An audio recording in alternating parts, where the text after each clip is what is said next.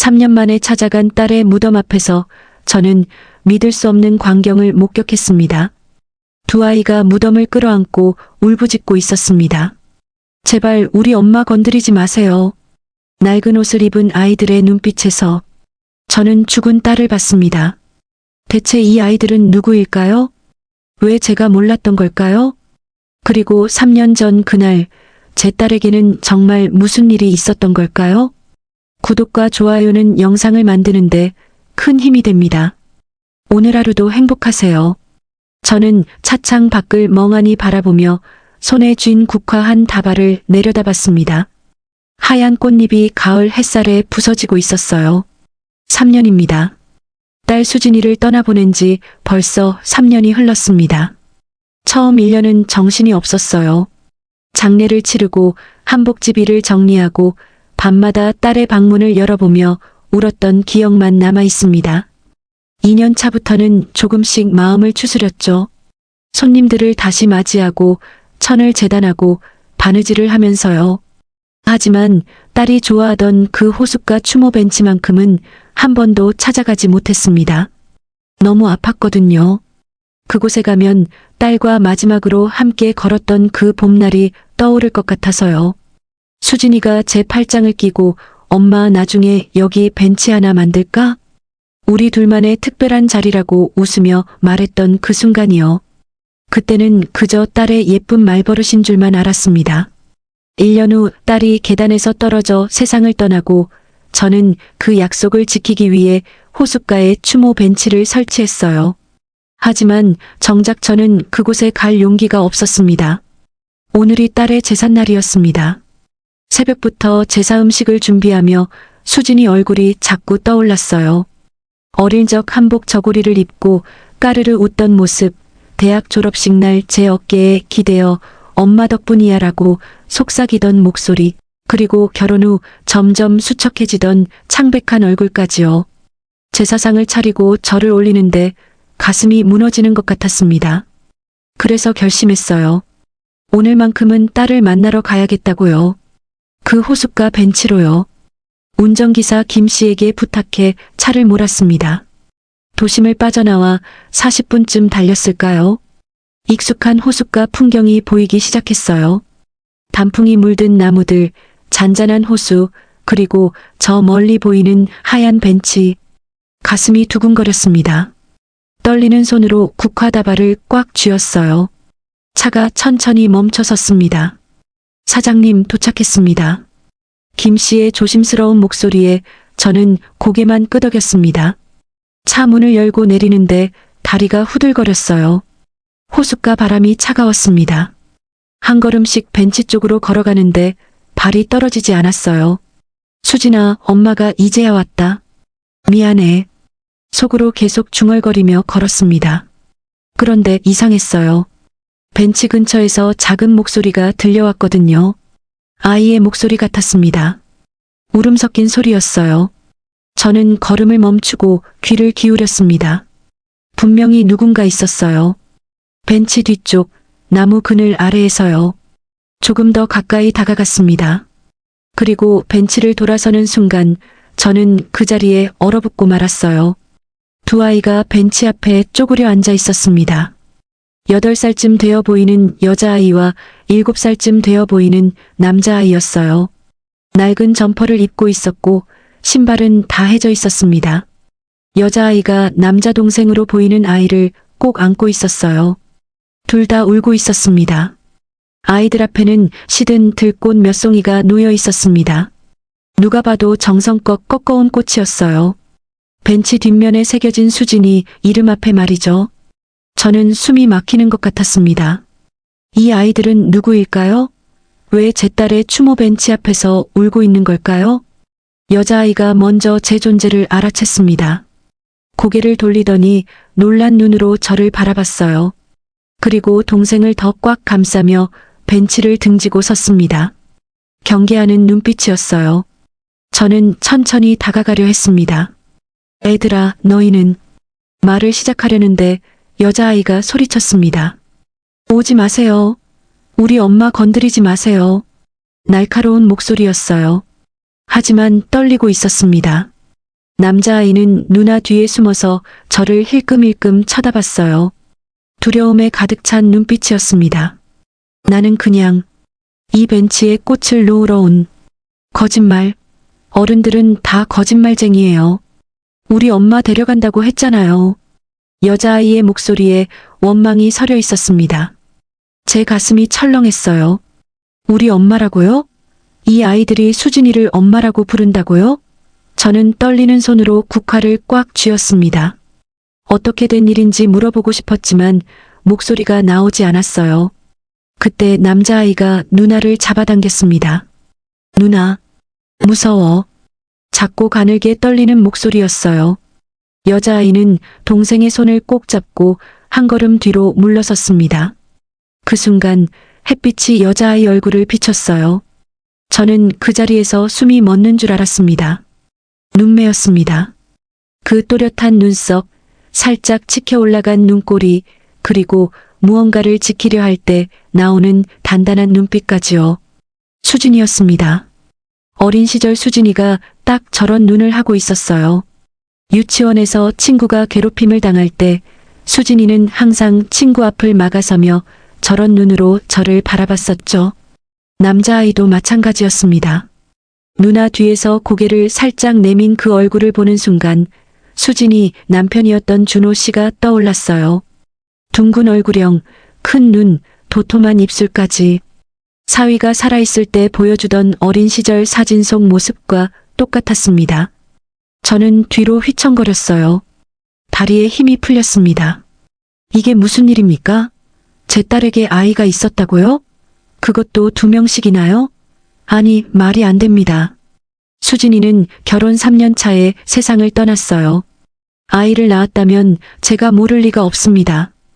임신 소식도 출산도 육아도 전부 알았어야 했어요. 너희 엄마가 누구냐? 간신히 목소리를 짜냈습니다. 여자아이는 대답하지 않았어요.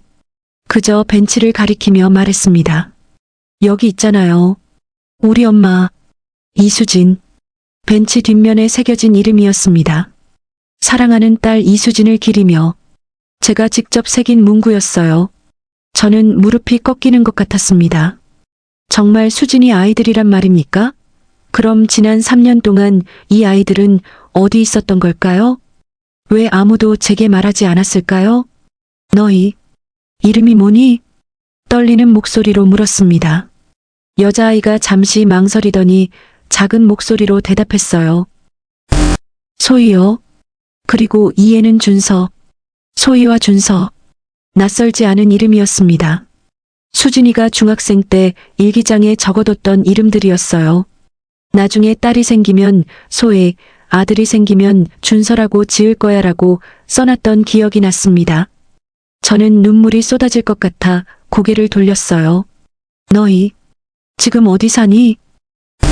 소희는 대답하지 않았습니다. 준서는 누나 옷을 꼭 붙잡은 채 저를 경계했어요. 두 아이 모두 제게 마음을 열지 않았습니다. 당연했죠. 저는 그저 처음 보는 낯선 노인일 뿐이었으니까요. 저는 천천히 무릎을 꿇고 아이들 눈높이에 맞췄습니다. 국화다발을 벤치 위에 조심스럽게 놓았어요. 그리고 떨리는 목소리로 말했습니다. 나는 수진이 엄마란다. 너희 외할머니야. 소희의 눈이 흔들렸습니다. 준서는 누나를 올려다보며 뭔가 묻는 듯한 표정을 지었어요. 하지만 소희는 여전히 저를 믿지 않는 눈빛이었습니다. 거짓말. 엄마는 할머니 없다고 했어요. 혼자라고. 가슴이 찢어지는 것 같았습니다. 수진이가 그렇게 말했다고요? 엄마가 없다고요? 왜일까요? 무슨 일이 있었던 걸까요? 저는 더 물어보고 싶었지만 저 멀리서 김 씨가 걱정스러운 표정으로 이쪽을 바라보고 있었어요. 아이들도 점점 더 불안해하는 기색이었습니다. 다음에 다시 올게. 할머니가 증명해줄게. 일어서려는데 소희가 벤치 앞을 막아섰습니다. 다시 오지 마세요. 우리 엄마 그냥 놔두세요. 날카로운 거부였어요. 저는 한 걸음 물러섰습니다. 아이들은 제가 완전히 떠날 때까지 그 자리를 지켰어요. 저는 무거운 발걸음으로 차까지 걸어왔습니다. 뒤돌아보니 두 아이가 여전히 벤치 앞에 서 있었어요. 작고 외로운 그림자 같았습니다. 차 문을 닫는 순간 참았던 눈물이 쏟아졌습니다. 수진아, 대체 무슨 일이 있었던 거니? 내가 낳은 아이들이 왜 저렇게 떠돌고 있는 거야? 엄마한테 왜 말하지 않았어? 질문들이 머릿속에서 소용돌이 쳤습니다. 집으로 돌아오는 내내 저는 아무 말도 하지 못했어요. 김 씨도 조용히 운전만 했습니다. 한복집에 도착해 2층 거실로 올라왔을 때 저는 곧바로 수진이 방으로 향했습니다. 3년 동안 그대로 둔 방이었어요. 책상, 옷장, 침대 모두 수진이가 쓰던 그대로였습니다. 책상 서랍을 열었습니다. 수진이의 결혼사진, 대학 졸업장, 어린 시절 상장들이 가지런히 정리되어 있었어요. 그 밑에서 낡은 수첩 하나를 발견했습니다. 표지를 넘겼어요. 수진이 글씨였습니다. 소희와 준서에게. 손이 떨렸습니다. 이건 뭘까요? 저는 첫 페이지를 펼쳤습니다. 그리고 읽기 시작했어요. 읽으면 읽을수록 가슴이 무너져 내렸습니다. 여기엔 제가 전혀 몰랐던 딸의 비밀이 적혀 있었습니다. 저는 밤새 수진이의 수첩을 읽었습니다. 아니, 읽었다기보다 붙잡고 울었다고 해야 맞겠네요. 수첩에는 제가 전혀 몰랐던 딸의 삶이 적혀 있었어요. 결혼 후 시댁과의 갈등, 임신 사실을 숨겨야 했던 이유, 그리고 두 아이를 낳았지만 혼자 키워야 했던 고통까지. 한 줄 한 줄 읽을 때마다 가슴이 찢어지는 것 같았습니다. 엄마한테 말할 수 없어. 엄마가 아시면 한복집 다 팔아서라도 우릴 데려가실 거야. 하지만 시어머니가 그러면 법적으로 소송을 걸겠대. 엄마한테 피해가 갈까봐 무서워. 수진이는 저를 지키려고 혼자 모든 걸 견뎠던 거였어요. 새벽 5시가 넘어서야 저는 수첩을 덮었습니다. 눈이 퉁퉁 부어 있었어요. 거울을 보니 늙은 제 얼굴이 더 초췌해 보였습니다. 하지만 지금 울고 있을 시간이 없었어요. 저는 아이들을 찾아야 했습니다. 어떻게든 찾아서 데려와야 했어요. 아침 7시 저는 곧바로 전화를 걸었습니다. 한복집 단골 고객 중 한 분이 탐정 사무소를 운영하시거든요. 김 탐정님이라고 믿을 만한 분이었습니다. 여보세요, 김 탐정님? 저 명품 한복 김영자입니다. 급하게 부탁드릴 일이 있는데요. 목소리가 떨렸습니다. 김 탐정님은 제 사정을 듣더니 바로 사무실로 오라고 하셨어요. 저는 서둘러 옷을 갈아입고 나갔습니다. 김 씨에게 차를 부탁했어요. 탐정 사무소는 시내 중심가에 있었습니다. 30분 만에 도착했죠. 사무실 문을 열고 들어서자 김 탐정님이 일어나 인사했습니다. 50대 후반의 단정한 인상이었어요. 저는 떨리는 손으로 가방에서 수진이 사진과 수첩을 꺼냈습니다. 그리고 어제 호숫가에서 만난 아이들 이야기를 했어요. 김 탐정님은 메모하며 조심스럽게 물었습니다. 사장님, 따님, 남편분 성함이 어떻게 되시죠? 이준호입니다. 벌써 3년 전에 교통사고로. 알겠습니다. 그분 가족관계도 조사해야겠네요. 김 탐정님은 며칠 안에 결과를 알려주겠다고 약속했습니다. 저는 고개를 숙여 인사하고 사무실을 나왔어요. 하지만 며칠을 기다릴 자신이 없었습니다. 저는 차에 오르면서 김 씨에게 말했어요. 김 씨, 호숫가로 다시 갑시다. 예. 사장님, 오늘도요? 네. 혹시 그 아이들이 또 올지도 몰라요. 김 씨는 더 묻지 않고 차를 돌렸습니다. 40분을 달려 호숫가에 도착했어요. 하지만 벤치 주변엔 아무도 없었습니다. 저는 차에서 내려 한참을 기다렸죠. 1시간, 2시간이 지나도 아이들은 나타나지 않았어요. 해질 무렵이 되어서야 저는 포기하고 집으로 돌아왔습니다. 다음 날도 그 다음 날도 마찬가지였어요. 매일 호숫가를 찾아갔지만 아이들은 보이지 않았습니다. 3일째 되던 날 저는 벤치에 쪽지를 남겼어요. 소희야, 준서야. 할머니가 너희를 찾고 있단다. 이 번호로 연락해줘라고 적고 제 휴대폰 번호를 썼습니다. 하지만 전화는 오지 않았어요. 일주일이 지났습니다. 저는 한복집 일도 제대로 하지 못하고 있었어요. 손님들이 와도 정신이 없었습니다. 천을 재단하다가도 소희와 준서 얼굴이 떠올랐죠. 밤에는 잠을 이루지 못했어요. 그 어린 아이들이 지금 어디서 무얼 하고 있을까? 밥은 먹었을까? 추운 데서 자고 있는 건 아닐까? 온갖 걱정이 머릿속을 떠나지 않았습니다. 그러던 8일째 되던 날 아침이었습니다. 휴대폰이 울렸어요. 모르는 번호였습니다. 저는 급하게 전화를 받았어요. 여보세요? 사장님, 김탐정입니다. 조사 결과가 나왔습니다. 사무실로 오실 수 있으세요? 목소리에 긴장감이 묻어 있었습니다. 저는 곧바로 옷을 챙겨 입고 나갔어요. 차를 타고 가는 내내 가슴이 두근거렸습니다. 대체 무엇을 알아낸 걸까요? 탐정 사무소에 도착하니 김 탐정님이 두꺼운 서류 봉투를 꺼내 놓으셨어요. 표정이 어두웠습니다. 사장님 앉으시죠. 내용이 좀 충격적일 수 있습니다. 저는 천천히 의자에 앉았습니다. 손이 떨렸어요. 김 탐정님은 서류를 펼치며 설명하기 시작했습니다. 먼저 그 두 아이 소희와 준서는 확실히 따님의 친자식이 맞습니다. 출생신고 기록을 찾았습니다. 소희는 8년 전, 준서는 7년 전에 태어났어요. 제 눈에서 눈물이 흘러내렸습니다. 정말이었어요. 수진이 아이들이 맞았던 거예요. 그런데 문제는 김 탐정님이 다음 서류를 넘겼습니다. 따님이 돌아가신 직후 아이들이 갑자기 사라졌습니다. 어린이집 기록, 병원 기록 모두 3년 전에 끊겼어요.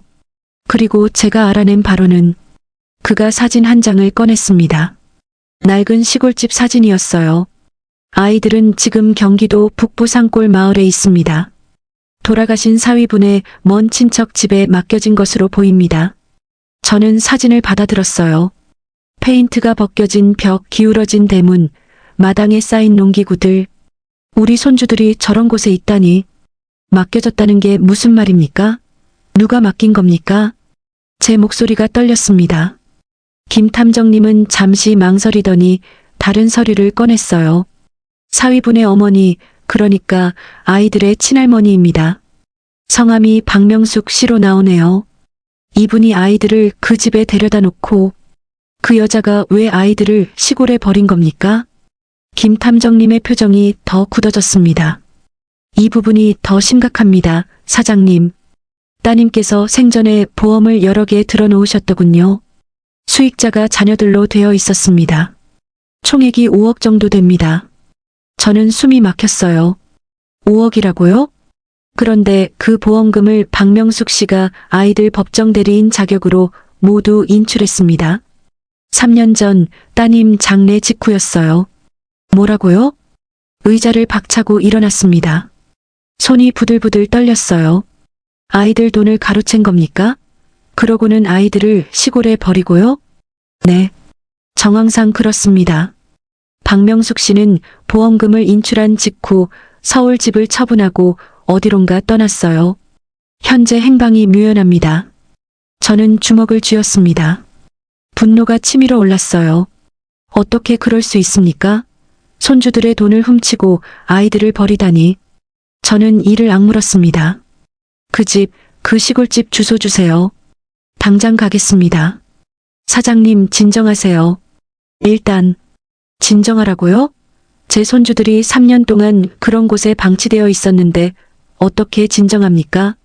목소리가 커졌습니다.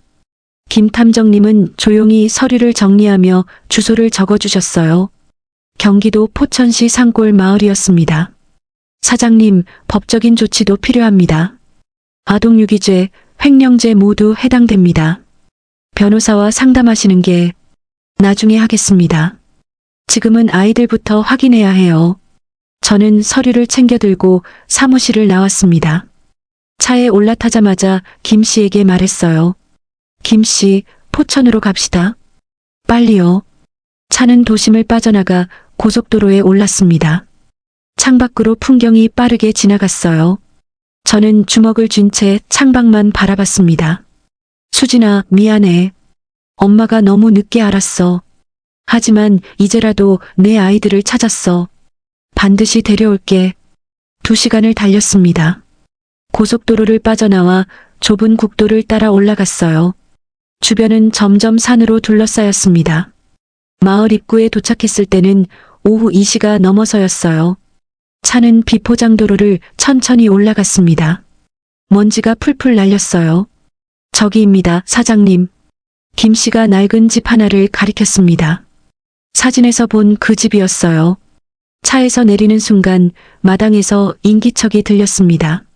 저는 천천히 대문 쪽으로 다가갔어요. 그리고 대문 틈으로 마당을 들여다보는 순간 저는 그 자리에 얼어붙고 말았습니다. 소희였어요. 낡은 작업복을 입고 호미로 밭을 메고 있었습니다. 8살 아이가 할 일이 아니었어요. 작은 손에 물집이 잡혀 있었습니다. 얼굴은 흙투성이었어요. 옆에서 준서가 물통을 들고 있었습니다. 너무 무거운지 비틀거리고 있었어요. 그 순간 집안에서 고함 소리가 들렸습니다. 아, 빨리 안 해? 밥도 못 먹을 줄 알아. 나이 든 여자의 목소리였습니다. 소희가 몸을 움츠렸어요. 준서는 겁먹은 표정으로 누나를 바라봤습니다. 저는 더 이상 참을 수 없었어요. 대문을 벌컥 열고 안으로 들어갔습니다. 당신들 지금 뭐 하는 겁니까? 제 목소리에 소희와 준서가 깜짝 놀라 고개를 들었어요. 저를 알아본 소희의 눈이 커졌습니다. 집안에서 60대 중반쯤 되어 보이는 여자가 나왔어요. 머리를 산발한 채 저를 노려봤습니다. 당신 누구야? 남의 집에 무단 침입이야? 이 아이들 당장 저한테 내놓으시오. 저는 소희와 준서에게 다가갔습니다. 두 아이는 제 뒤로 물러섰어요. 여전히 저를 두려워하고 있었습니다. 하지만 저는 포기할 수 없었어요. 이 아이들을 데리고 나가야 했습니다. 반드시요. 그런데 그 순간 준서가 작은 목소리로 중얼거렸습니다. 누나, 저 할머니, 호숫가에서 본. 소희가 제 얼굴을 다시 쳐다봤어요. 무언가 깨달은 듯한 표정이었습니다. 하지만 곧 고개를 저으며 뒤로 물러섰죠. 그 모습을 보는 제 가슴이 찢어지는 것 같았습니다. 대체 2, 3년 동안 이 아이들에게 무슨 일이 있었던 걸까요? 그 60대 여자는 제 말에 비웃듯 코웃음을 쳤습니다. 양손을 허리에 얹고 저를 위아래로 훑어봤어요. 비싼 코트를 입은 제 모습을 보더니 눈빛이 변했습니다. 뭔가 계산하는 듯한 표정이었어요. 내놓으라고? 웃기는 소리 하고 있네. 이 애들 3년 동안 누가 먹여 살렸는데? 목소리에 비아냥이 섞여 있었습니다. 저는 주먹을 꽉 쥐었어요. 저 여자가 아이들을 키워줬다고요? 8살, 7살 아이들을 반일시키는 게 키워준 겁니까? 당신 누구요? 어떻게 내 손주들을 여기에? 손주? 당신이 손주래? 여자가 소희를 가리키며 말했습니다. 야, 소희야. 너 저 할머니 아니? 소희는 고개를 저었어요. 작고 떨리는 목소리로 대답했습니다. 몰라요. 하지만 준서는 달랐습니다. 제 쪽을 계속 쳐다봤어요. 그 눈빛에 뭔가 기억하려는 듯한 빛이 보였습니다. 호숫가에서 본 할머니. 그게 기억나는 모양이었어요. 맞죠? 애들도 당신 모른대요. 그러니까 돌아가세요. 여자가 손짓하며 쫓아내려 했습니다. 저는 한 걸음도 물러서지 않았어요. 대신 가방에서 서류를 꺼냈습니다. 탐정이 준비해준 출생신고 사본이었어요. 여기 봐요. 박소희, 이준서, 모친 이수진. 이게 뭡니까? 이 아이들은 내 딸의 자식들이에요. 서류를 들이밀자 여자의 얼굴이 굳었습니다. 하지만 곧 다시 뻔뻔한 표정으로 돌아왔어요. 그래서요? 엄마는 죽고 없는데 누가 키웁니까? 당신이 3년 동안 뭐 했는데 이제 와서 손주 타령이에요? 가슴이 찔렸습니다. 맞는 말이었어요. 저는 3년 동안 이 아이들이 여기 있는 줄도 몰랐습니다. 딸이 아이를 낳은 줄도 몰랐어요. 하지만 그건 제 잘못이 아니었습니다. 아무도 제게 말해주지 않았어요. 당신 박명숙이란 여자 알아요? 제가 묻자 여자의 표정이 또 변했습니다. 잠깐 당황하는 기색이 보였어요. 모르는데요? 거짓말 마세요. 그 여자가 당신한테 돈 주고 아이들 맡긴 거 다 알아요. 목소리가 커졌습니다. 여자는 뒤로 한 걸음 물러섰어요. 그리고 갑자기 소리를 질렀습니다. 당신 지금 협박하는 거예요? 여기 우리 땅인데 무단 침입에 협박까지. 협박이 아니에요. 경찰에 신고할 겁니다. 아동학대로요. 그 순간 소희가 움찔했습니다. 경찰이란 말에 놀란 듯 했어요. 준서는 누나 뒤로 더 바짝 붙었습니다. 두 아이 모두 무서워하고 있었어요. 저는 마음이 아팠습니다. 이 아이들에게 대체 무슨 일이 있었던 걸까요? 왜 경찰이란 말에 저렇게 겁을 먹는 걸까요? 뒤에서 김 씨가 다가왔습니다. 조용히 제 옆에 섰어요. 여자는 김 씨를 보더니 조금 주춤했습니다. 남자가 있으니 겁이 나는 모양이었어요. 사장님, 경찰을 부르시겠습니까? 김 씨가 조심스럽게 물었습니다. 저는 고개를 끄덕이려다 멈췄어요. 아이들 얼굴을 봤습니다. 소희와 준서 모두 겁에 질린 표정이었어요. 지금 경찰을 부르면 아이들이 더 겁먹을 것 같았습니다. 저는 다른 방법을 생각해야 했어요. 일단 아이들부터 챙기겠습니다. 저는 소희에게 다가갔습니다. 무릎을 꿇고 눈높이를 맞췄어요. 소희는 경계하는 눈으로 저를 봤습니다. 하지만 예전보다는 덜 날카로웠어요. 제가 천천히 손을 내밀었습니다. 소희야, 할머니야. 진짜 너희 외할머니란다. 엄마. 너희 엄마 이수진이 내 딸이야. 소희의 눈이 흔들렸습니다. 입술을 깨물며 뭔가 생각하는 듯 했어요. 그리고 작은 목소리로 물었습니다. 엄마가 할머니 있다고 한 적 없어요. 그건 말문이 막혔습니다. 어떻게 설명해야 할까요? 딸이 저를 숨겼다는 걸 어떻게 설명합니까? 저는 잠시 생각하다가 솔직하게 말했어요. 할머니도 몰랐어. 너희가 있는 줄. 엄마가 할머니한테 말 안 했어. 아마 사정이 있었을 거야. 소희는 여전히 믿지 못하는 표정이었습니다. 하지만 준서가 누나 옷을 잡아당겼어요. 누나, 호숫가 할머니. 준서가 작은 목소리로 말했습니다. 그 말에 소희가 저를 다시 봤어요. 이번엔 조금 다른 눈빛이었습니다. 기억해낸 듯 했어요. 엄마 무덤 앞에서 울던 할머니를. 저는 가방에서 수진이 사진을 꺼냈습니다. 딸의 어린 시절 사진이었어요. 10살쯤 되었을 때 찍은 사진이었습니다. 한복을 입고 환하게 웃고 있는 수진이 모습이었어요. 소희에게 보여줬습니다. 이게 너희 엄마야. 10살 때. 너랑 비슷할 때지? 소희가 사진을 받아들었습니다. 한참을 들여다봤어요. 손가락으로 사진 속 수진이 얼굴을 쓰다듬었습니다. 그리고 눈물이 또르르 흘러내렸어요. 엄마. 작은 속삭임이었습니다. 준서도 누나 어깨 너머로 사진을 봤어요. 두 아이 모두 엄마 사진을 보며 울었습니다. 저도 눈물이 났어요. 하지만 참았습니다. 지금은 울 때가 아니었어요. 아이들을 데려가야 했습니다. 소희야, 준서야. 할머니 집에 가자. 여기보다 훨씬 좋은 곳이야. 따뜻하고 넓어. 너희 방도 만들어줄게. 소희가 고개를 들었습니다. 눈물 범벅인 얼굴로 저를 봤어요. 그리고 조심스럽게 물었습니다. 정말요?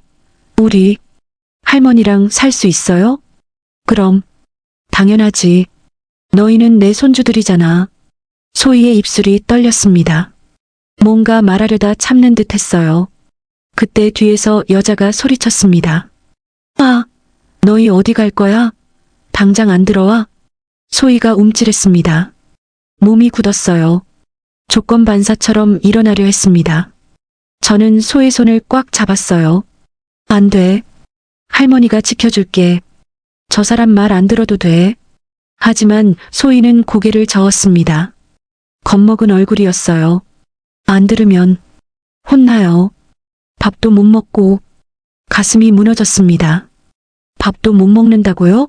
3년 동안 이 아이들이 얼마나 굶었을까요?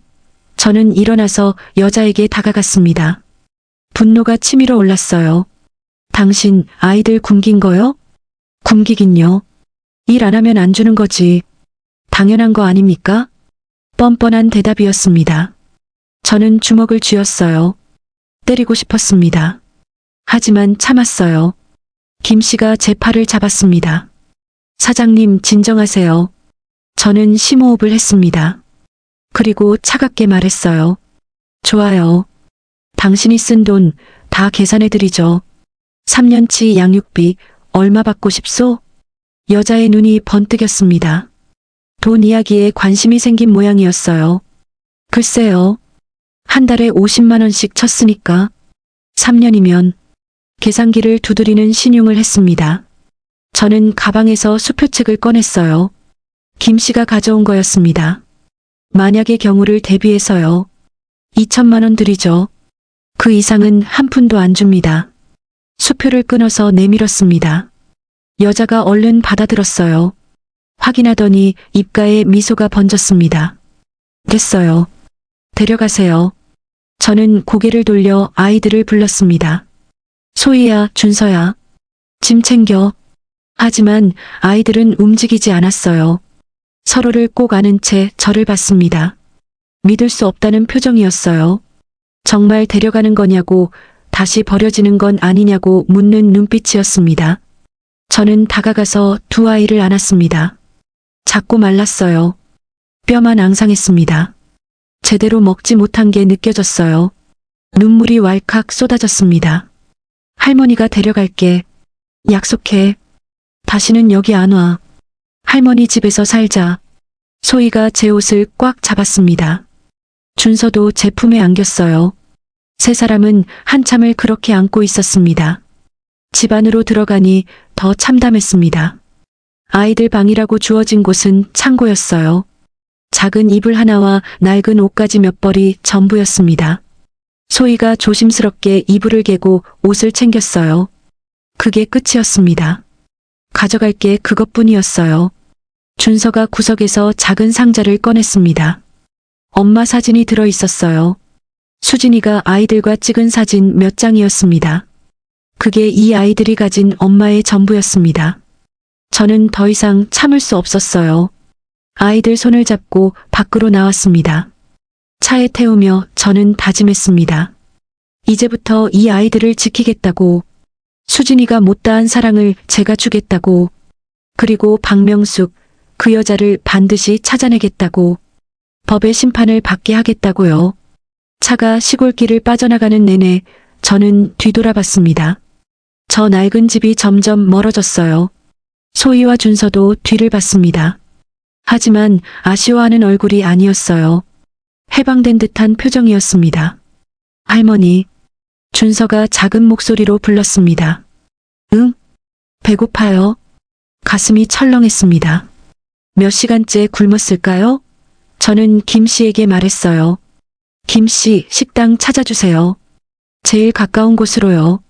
30분 후 우리는 작은 한식당에 앉아 있었습니다. 저는 불고기에 된장찌개, 계란찜까지 푸짐하게 시켰어요. 음식이 나오자 아이들은 눈이 커졌습니다. 하지만 바로 먹지 않았어요. 제 눈치를 봤습니다. 먹어. 많이 먹어. 그제야 젓가락을 들었습니다. 정신없이 먹었어요. 너무 빨리 먹어서 체할까봐 걱정될 정도였습니다. 저는 천천히 먹으라고 말하며 아이들 그릇에 계속 반찬을 올려줬어요. 밥을 다 먹고 나니 아이들 얼굴에 생기가 돌았습니다. 준서가 배를 두드리며 웃었어요. 소희도 오랜만에 편안한 표정이었습니다. 서울로 돌아오는 길 아이들은 차 안에서 잠들었습니다. 소희는 준서를 안은 채 깊이 잠들었어요. 얼마나 피곤했을까요? 저는 아이들에게 제 코트를 덮어줬습니다. 집에 도착했을 때는 저녁 8시가 넘어서였어요. 아이들을 깨워 2층으로 데려갔습니다. 미리 준비해둔 방을 보여줬어요. 여기가 소희 방, 여기가 준서 방이야. 아이들은 방문을 열고 안을 들여다봤습니다. 새 침대, 책상, 옷장을 보며 입을 벌렸어요. 믿을 수 없다는 표정이었습니다. 그날 밤 저는 아이들을 씻기고 새 잠옷을 입혔습니다. 침대에 눕히고 이불을 덮어줬어요. 두 아이 모두 금방 잠들었습니다. 편안한 얼굴이었어요. 저는 거실로 나와 소파에 앉았습니다. 긴 하루였어요.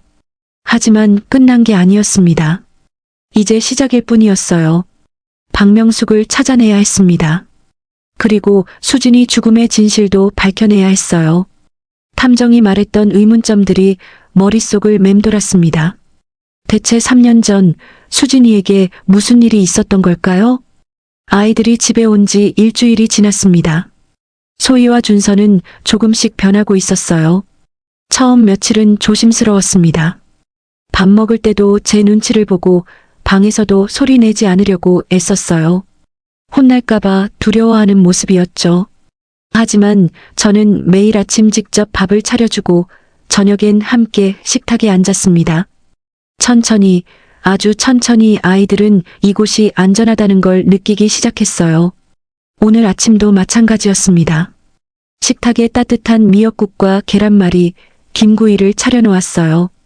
준서가 먼저 자리에 앉았습니다. 예전보다 표정이 밝아졌어요. 소희도 동생 옆에 앉으며 작게 웃었습니다. 할머니, 저희가 설거지할게요. 소희가 밥을 다 먹고 나서 말했습니다. 8살 아이가 할 말이 아니었어요. 너무 일찍 어른이 되어버린 거죠. 저는 소의 머리를 쓰다듬었습니다. 아니야. 할머니가 할게. 소희는 준서랑 놀아. 하지만 괜찮아. 여긴 일 안 해도 돼. 그냥 애들처럼 놀면 돼. 소희의 눈이 촉촉해졌습니다. 고개를 끄덕이고는 준서 손을 잡고 거실로 갔어요. 두 아이가 소파에 앉아 그림책을 보는 모습을 보며 저는 미소 지었습니다. 이런 평범한 일상이 이 아이들에겐 처음일 거예요. 설거지를 마치고 저는 2층으로 올라갔습니다. 오늘은 수진이 방을 정리하기로 마음먹었어요. 3년 동안 손대지 못했던 방이었습니다. 문을 열고 들어서니 딸의 냄새가 아직도 남아있는 것 같았어요. 책상, 옷장, 침대 모두 그대로였습니다. 어디서부터 시작해야 할까요? 저는 먼저 옷장을 열었습니다. 수진이가 입던 옷들이 가지런히 걸려 있었어요. 하나하나 꺼내며 냄새를 맡았습니다. 딸이 좋아하던 향수 냄새가 희미하게 남아 있었어요. 눈물이 났습니다. 하지만 참았어요. 지금 울면 안 됐습니다. 정리를 마쳐야 했어요. 옷장 아래 서랍을 열었습니다. 겨울 스웨터와 목도리들이 들어 있었어요. 그걸 꺼내는데 뭔가 무거운 게 걸렸습니다. 더 깊이 손을 넣어봤어요. 천으로 싼 뭔가가 만져졌습니다. 조심스럽게 꺼냈어요. 보자기에 쌓인 무언가였습니다. 저는 천천히 보자기를 풀었어요. 그 안에서 한복 조각이 나왔습니다. 미완성 저고리였어요. 명주 천으로 만든 연분홍색 저고리였습니다. 바느질이 절반쯤 되어 있었어요. 정성스러운 손바느질이었죠. 제 손이 떨렸습니다. 이건, 저는 저고리를 펼쳐봤어요. 옷고름 부분에 작은 글씨가 수놓아져 있었습니다. 엄마에게. 수진이 글씨였어요. 딸이 저를 위해 만들던 한복이었습니다. 눈물이 주르륵 흘러내렸습니다. 언제 만들기 시작한 걸까요? 왜 제게 말하지 않았을까요? 저는 저고리를 가슴에 안았어요. 딸의 체온이 남아있는 것 같았습니다. 저고리 안쪽을 살펴보다가 뭔가 딱딱한 게 느껴졌습니다. 안감 사이에 뭔가 끼워져 있었어요. 조심스럽게 안감을 뜯었습니다. 작은 공책 한 권이 나왔어요. 검은색 표지의 다이어리였습니다. 가슴이 두근거렸습니다. 이게 뭘까요? 저는 떨리는 손으로 표지를 넘겼어요. 첫 페이지에 수진이 글씨가 보였습니다. 엄마, 이 일기를 읽고 계신다면 제가 엄마께 모든 걸 말씀드리지 못한 것 같네요. 미안해요. 하지만 엄마가 아셔야 할 것들을 여기 적어둡니다. 저는 다음 장을 넘겼습니다. 날짜가 적혀 있었어요. 5년 전부터 시작된 일기였습니다. 결혼 6개월째. 시어머니가 매일 뭐라고 하세요. 밥이 짜다, 싱겁다, 집안일을 제대로 못한다고. 전 최선을 다하는데 늘 부족하대요. 준호 오빠는 모른 척해요. 엄마한테 말하고 싶지만 걱정하실까봐 못하겠어요. 가슴이 쿵 내려앉았습니다. 딸이 그런 고생을 하고 있었다니. 저는 전혀 몰랐어요. 계속 읽어내려갔습니다. 결혼 1년째. 임신했어요. 기뻐야 하는데 무서워요. 시어머니가 알면 뭐라고 하실까? 엄마께 말씀드려야 하는데 용기가 안 나요. 한복집 일로 바쁘신데 제가 걱정 끼치고 싶지 않아요. 페이지를 넘길 때마다 손이 떨렸습니다. 딸이 혼자 이 모든 걸 견디고 있었다니. 소희가 태어났어요. 제 딸이에요. 너무 예쁘고 사랑스러워요. 하지만 시어머니는 아들을 낳지 못했다고 하루 종일 구박하세요.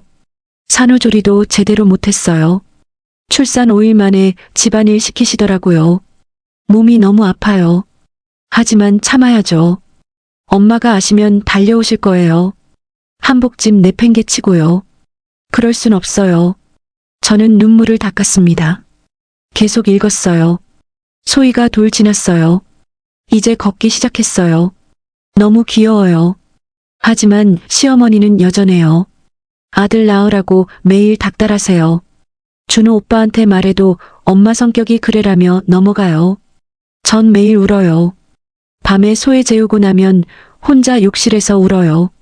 다음 장을 넘기는데 글씨가 흐려져 있었습니다. 눈물 자국이었어요. 딸이 울면서 쓴 거였습니다. 준서가 태어났어요. 아들이에요. 이제 시어머니가 좋아하시겠죠. 하지만 아니에요. 더 심해졌어요. 애들 키우는 게 서툴다고, 집안일을 게을리한다고. 전 매일 아침 5시에 일어나 밥하고 청소하고 애들 보는데도 부족하대요. 저는 일기장을 무릎에 내려놓았습니다. 숨이 막혔어요. 제 딸이 그런 고통을 겪고 있을 때 저는 뭘 했습니까? 한복집 일에만 빠져서 딸 걱정도 제대로 못했어요. 가끔 전화할 때 잘 지내지? 라고 물으면 딸은 항상 네, 엄마. 좋아요라고 대답했습니다. 그게 다 거짓말이었던 거예요. 저는 다시 일기를 들었습니다. 더 읽어야 했어요. 진실을 알아야 했습니다. 소희가 4살, 준서가 3살 됐어요. 애들이 자꾸 물어요. 외할머니는 언제 와? 라고. 전 대답을 못해요. 시어머니가 엄마 오시는 거 싫어하세요. 작년 추석에 엄마 오신다고 했더니 친정 식구들 왜 불러? 우리끼리 지내면 안 돼? 라고 하셨어요. 그 뒤로 엄마께 거짓말했어요. 바쁘시다고, 괜찮다고. 저는 주먹을 쥐었습니다. 그래서 딸이 저를 안 오게 했던 거군요. 시어머니 눈치를 봐서. 그걸 알았다면 저는 당장 달려갔을 텐데. 마지막 장으로 넘어갔습니다. 날짜는 3년 전 딸이 세상을 떠나기 한 달 전이었어요. 더 이상 못 견디겠어요. 어제 시어머니가 소희를 때렸어요. 반찬 투정했다고. 6살 아이를 손바닥으로 때렸어요. 소희가 울부짖었어요. 전 소희를 안고 방으로 들어갔어요. 준호 오빠한테 말했더니 엄마가 사랑해서 그래라고 하더라고요. 사랑이 저런 건가요? 다음 페이지를 넘겼습니다. 결심했어요. 애들 데리고 나가야겠어요. 이혼하고 엄마한테 돌아갈 거예요. 엄마 미안해요. 이제야 말씀드리는 거. 한 달만 기다려주세요. 준비하고 갈게요. 이 한복 다 만들어서 가지고 갈게요. 엄마께 드릴 마지막 선물이에요. 저는 일기장을 덮었습니다. 손이 너무 떨려서 더 이상 들고 있을 수가 없었어요. 바닥에 떨어진 일기장을 보며 저는 울었습니다. 목 놓아 울었어요. 수진아, 왜 진작 말하지 않았니? 왜 혼자 다 견디려 했어? 한참을 울고 나서 저는 마지막 페이지를 다시 펼쳤습니다. 딸이 세상을 떠나기 하루 전에 쓴 글이었어요. 내일 시어머니께 말씀드릴 거예요. 이혼하고 나간다고. 애들 데리고 간다고. 무서워요. 하지만 해야 해요. 엄마, 내일 제가 전화 드릴게요. 이제 모든 걸 말씀드릴게요. 그동안 거짓말해서 미안해요. 사랑해요, 엄마. 저는 그 문장을 오래 바라봤습니다. 내일. 하지만 그 내일은 오지 않았어요. 딸은 다음날 계단에서 떨어져 세상을 떠났습니다. 갑자기 탐정이 했던 말이 떠올랐습니다. 사고 당일 의문점이 많습니다. 제가 물었었죠. 어떤 의문점인데요? 탐정은 대답했습니다. 시어머니와 격렬하게 다투고 난 직후 계단에서 떨어졌다는 증언이 있습니다. 그런데 CCTV가 공교롭게도 고장났다고 하더군요. 저는 벌떡 일어났습니다. 설마 박명숙이? 아니에요. 그럴 리 없어요. 아무리 그래도 며느리를 죽일 리는 없잖아요. 하지만 마음 한구석이 불편했습니다. 딸이 이혼하겠다고 아이들 데리고 나가겠다고 말한 바로 그날 계단에서 떨어졌다니. 저는 휴대폰을 집어들었습니다.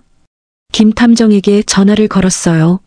3번의 신호음 끝에 연결됐습니다. 여보세요, 사장님. 김 탐정님, 제가 부탁 하나만 더 드려도 될까요? 말씀하세요. 제 딸 사고건. 경찰 기록 좀 떼어주세요. 그리고 당일 있었던 사람들 진술서도요. 전화기 너머로 탐정이 한숨 쉬는 소리가 들렸습니다. 역시 그것까지 가시는군요. 알겠습니다. 일주일 안에 준비하겠습니다. 전화를 끊고 저는 창밖을 바라봤습니다. 미완성 한복을 가슴에 안았어요. 수진아, 엄마가 너무 늦게 알았어. 하지만 이제라도 진실을 밝혀낼게. 내가 겪은 일들, 내가 당한 고통들 전부 다 밝혀낼 거야. 아래층에서 아이들 웃음소리가 들렸습니다. 소희와 준서가 제잘거리는 소리였어요. 저는 미소 지었습니다. 그래, 일단 저 아이들부터 지켜야 해. 수진이가 목숨 걸고 지키려던 아이들이잖아. 하지만 한 가지는 확실했습니다. 박명숙, 그 여자를 반드시 찾아낼 거예요. 그리고 진실을 밝혀낼 겁니다. 3년 전 그날 정말 사고였는지 아닌지를요. 저는 일기장을 서랍에 조심스럽게 넣었습니다. 미완성 한복은 옷걸이에 걸었어요. 언젠가 이 한복을 완성할 겁니다. 수진이가 못다한 마지막 바느질을 엄마인 제가 마저 할 거예요. 그게 제가 딸을 위해 할 수 있는 마지막 일일지도 모릅니다. 아이들이 집에 온 지 2주가 지났습니다. 소희와 준서는 이제 제법 편안해진 모습이었어요. 아침에 일어나면 제 방문을 두드리고 밥 먹을 때는 오늘 있었던 일들을 제잘거렸습니다. 준서는 요즘 한복집 1층에 내려와 천 조각들을 가지고 노는 걸 좋아했어요. 소희는 제가 바느질하는 걸 옆에서 조용히 지켜봤죠. 딸을 닮았습니다. 오늘도 저는 한복집에서 일하고 있었어요. 단골 손님이 주문한 원피스 한복을 재단하고 있었습니다. 명주천의 촉감이 손끝에 느껴졌어요. 30년 넘게 해온 일이지만 여전히 좋았습니다. 특히 요즘은 더 그랬어요. 아이들이 있으니까요. 이 한복집을 소희에게 물려줄 수도 있겠다는 생각이 들었습니다. 2층에서 아이들 노는 소리가 들렸어요. 웃음소리였습니다. 저는 미소 지으며 바느질을 이어갔습니다. 그때 가게 문이 열리는 소리가 났어요. 손님이 오신 줄 알고 고개를 들었습니다. 하지만 들어온 사람은 손님이 아니었어요. 50대 중반쯤 되어 보이는 여자였습니다. 검은색 정장을 입고 있었고 머리를 단정하게 묶었어요. 선글라스를 끼고 있어서 얼굴이 잘 보이지 않았습니다. 뭔가 낯익은 느낌이 들었어요. 어서 오세요. 무엇을 도와드릴까요? 제가 인사하자 여자는 선글라스를 벗었습니다. 그 순간 저는 가위를 떨어뜨릴 뻔했어요. 박명숙이었습니다. 수진이 시어머니, 제가 그토록 찾던 그 여자였어요. 오랜만입니다, 사돈어른. 차갑고 뻔뻔한 목소리였습니다. 저는 자리에서 벌떡 일어났어요. 손이 떨렸습니다. 분노가 치밀어 올랐죠. 당신이 어떻게 감히 여기를. 제 손주들 보러 왔습니다. 어디 있습니까? 손주라고요? 저는 이를 악물었습니다. 3년 동안 시골에 내버려두고 이제 와서 손주라고요? 나가. 당장 나가. 목소리가 떨렸습니다. 박명숙은 웃었어요. 비웃는 웃음이었습니다. 왜요? 제가 왜 나가야 합니까? 소희와 준서는 법적으로 제 손주들입니다. 아버지인 제 아들이 죽었으니 제가 법정 대리인이에요. 당신이 무슨 권리로 아이들을 시골에 버리고 도망간 주제에 제 목소리가 커졌습니다. 박명숙은 눈 하나 깜짝하지 않았어요. 가방에서 서류를 꺼냈습니다. 버렸다니요? 전 경제적 어려움으로 잠시 친척에게 맡긴 것뿐입니다. 이제 형편이 나아져서 데려가려고요. 거짓말. 당신 보험금 5억 가로챘잖아요. 아이들 돈을. 박명숙의 표정이 굳었습니다. 하지만 금방 다시 여유로운 표정으로 돌아왔어요. 그건 제가 아이들을 키우기 위해 관리하는 돈입니다. 법적으로 문제 없어요. 저는 다가가서 박명숙의 멱살을 잡고 싶었습니다. 하지만 참았어요. 지금 감정적으로 행동하면 안 됐습니다. 저는 심호흡을 하고 차갑게 말했어요. 아이들은 안 줍니다. 이미 제가 데려왔어요. 여기서 살 겁니다. 법적 근거가 있습니까? 박명숙이 비웃듯 물었습니다. 저는 대답하지 못했어요. 아직 정식으로 양육권을 확보하지 못했습니다. 변호사와 상담 중이었지만 서류 준비가 더딘 상태였어요. 없으시군요. 그럼 전 아이들을 데려가겠습니다. 박명숙이 계단 쪽으로 걸어가려 했습니다. 저는 앞을 막았어요. 안 돼요. 한 발짝도 못 가요. 비키세요. 안 그러면 경찰 부르겠습니다. 제 손주들을 불법으로 감금하고 있다고요. 제 머릿속이 하얘졌습니다. 경찰이라고요? 이 여자가 경찰을 부른다고요? 그때 2층에서 소의 목소리가 들렸어요. 할머니, 누구세요? 계단 위에서 소희가 내려다보고 있었습니다. 그리고 박명숙을 본 순간 소희의 얼굴이 새하얗게 질렸어요. 온몸이 굳었습니다. 할머니. 떨리는 목소리였습니다. 박명숙이 계단을 올라가려 했어요. 저는 박명숙의 팔을 잡았습니다. 가지마. 소혜 무서워하잖아. 소희는 계단 중간에서 멈춰 있었습니다. 울음을 참는 표정이었어요. 준서가 누나 뒤에서 고개를 내밀었습니다. 그리고 박명숙을 보더니 비명을 질렀어요. 싫어. 싫어. 준서가 울음을 터뜨렸습니다. 소희가 동생을 꼭 안았어요. 두 아이 모두 떨고 있었습니다. 제 가슴이 찢어지는 것 같았어요. 봤어요? 아이들이 당신 무서워해요. 나가요. 당장. 박명숙은 한 걸음 물러섰습니다. 하지만 포기한 게 아니었어요. 가방에서 명함을 꺼내 제 앞에 던졌습니다. 좋습니다. 오늘은 이만 가죠. 하지만 제 변호사가 곧 연락할 겁니다. 법정에서 봅시다. 그리고 돌아서서 가게 문을 열고 나갔어요. 문이 닫히는 소리와 함께 저는 그 자리에 주저앉았습니다. 다리에 힘이 풀렸어요. 소희와 준서가 계단을 뛰어내려왔습니다. 제게 안겼어요. 할머니, 무서워요. 저 할머니 무서워요. 소희가 울며 말했습니다. 준서도 제 옷을 꽉 잡고 울었어요. 저는 두 아이를 꼭 안았습니다. 괜찮아. 할머니가 지켜줄게. 저 사람한테 안 보낼 거야. 하지만 제 목소리도 떨리고 있었습니다. 법정이라고 했어요. 박명숙이 정말 법적으로 싸우려는 모양이었습니다. 저는 이길 수 있을까요? 혈연상으론 저도 할머니지만 법적으론 박명숙도 할머니였어요. 게다가 3년 동안 법적 대리인이었던 건 사실이었습니다. 그날 오후 김 탐정에게서 전화가 왔습니다. 제가 부탁했던 수진이 사고 기록을 찾았다고 했어요. 저는 급히 사무실로 갔습니다. 아이들은 한복집 2층에 있는 게 불안해서 제 친구 집에 잠깐 맡겼어요.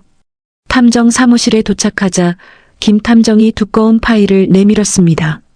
경찰 사고 보고서, 목격자 진술서, 병원 기록까지 있었어요. 사장님, 이거 보세요. 김 탐정이 한 페이지를 펼쳤습니다. 이웃 주민의 진술서였어요. 사고 당일 오전 10시쯤 집에서 큰 소리가 들렸다고 합니다. 여자 둘이 싸우는 소리였대요. 그리고 30분 후 구급차가 왔다고 합니다. 싸우는 소리.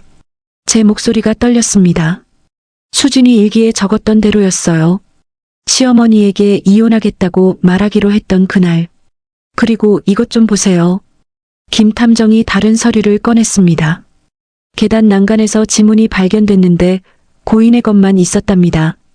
하지만 이상한 점이 있어요. 난간에 흠집이 있었대요. 마치 뭔가를 잡으려다 미끄러진 것 같은. 저는 서류를 들여다봤습니다.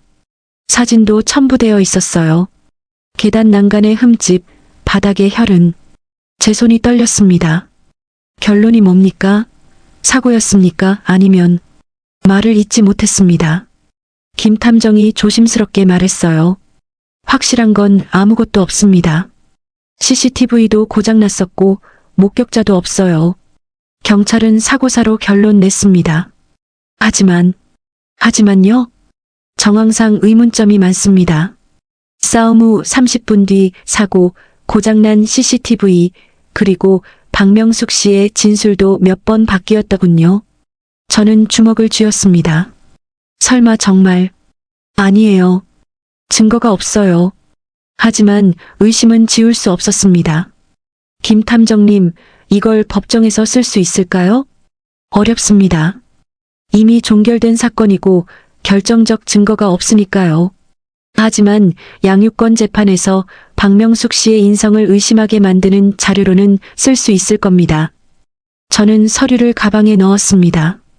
일주일 후면 법원 조정 기일이었어요. 박명숙 측 변호사가 보낸 조정 신청서를 받았습니다. 양육권과 재산관리권을 요구하는 내용이었어요. 집으로 돌아오는 차 안에서 저는 생각했습니다. 이 싸움에서 이길 수 있을까요? 저는 외할머니고 박명숙은 친할머니예요. 법적으로는 박명숙이 더 유리할 수도 있었습니다. 하지만 포기할 수 없었어요. 수진이가 목숨 걸고 지키려던 아이들이었습니다. 집에 도착해 아이들을 데려왔습니다. 소희와 준서는 제게 매달렸어요. 할머니, 저 할머니한테 안 가죠? 우리 할머니랑 살 거죠? 소희가 불안한 눈빛으로 물었습니다. 저는 소희를 안았어요. 그럼 할머니가 지킬게. 약속해. 하지만 제 마음속에선 불안이 커져갔습니다. 일주일 후 법정에서 저는 박명숙과 맞서야 했어요. 그리고 판사를 설득해야 했습니다. 제가 아이들에게 더 나은 보호자라는 걸요. 그날 밤 저는 수진이가 남긴 미완성 한복을 꺼냈습니다. 바늘에 실을 깨었어요. 그리고 딸이 못다한 바느질을 이어갔습니다. 한 땀 한 땀 바느질하며 다짐했어요. 반드시 이기겠다고, 아이들을 지키겠다고. 하지만 한 가지 궁금증이 저를 괴롭혔습니다. 박명숙은 왜 지금 나타난 걸까요? 3년 동안 아이들을 내버려 두고 왜 갑자기 되찾으려는 걸까요?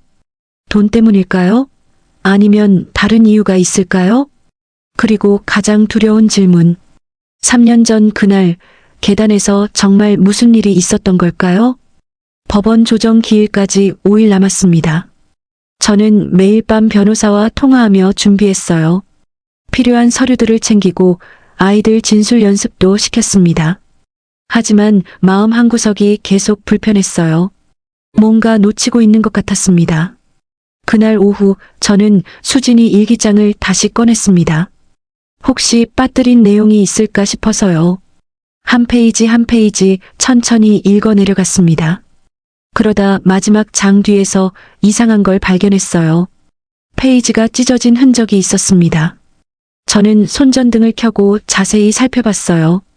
분명히 한 장이 뜯겨나갔습니다.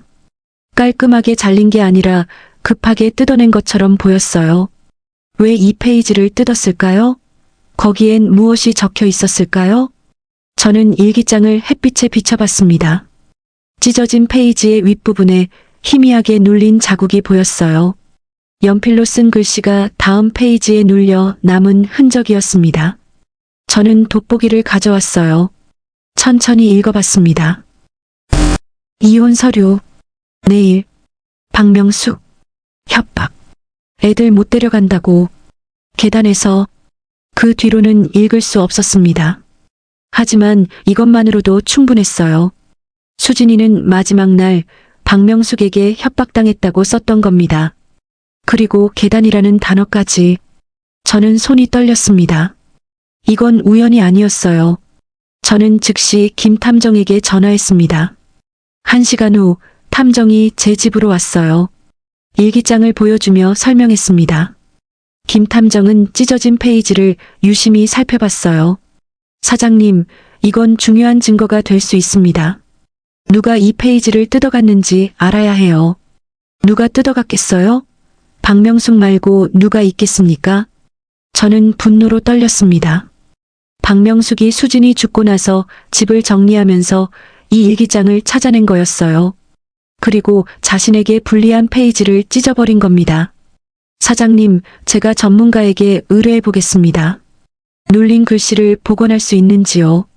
김 탐정이 일기장을 조심스럽게 가져갔습니다. 이틀만 달라고 했어요. 저는 초조하게 기다렸습니다. 법원 조정까지 3일밖에 남지 않았어요. 그 이틀 동안 저는 다른 준비를 했습니다. 수진이가 다녔던 병원을 찾아갔어요. 출산 기록과 아이들 진료 기록을 떼어왔습니다. 거기엔 수진이 자주 타박상과 멍으로 병원을 찾았다는 기록이 있었어요. 소희도 여러 번 응급실에 왔었습니다. 사유는 넘어짐 부딪힘이었지만 의사 소견서에는 의문 표시가 있었습니다. 보호자의 설명과 상처 정도가 일치하지 않음. 아동학대 의심되나 보호자가 강하게 부인함. 저는 이 서류를 복사해서 변호사에게 보냈습니다. 박명숙이 얼마나 잔인한 사람인지 보여주는 증거였어요. 손주들을 때리고 며느리를 괴롭히던 사람.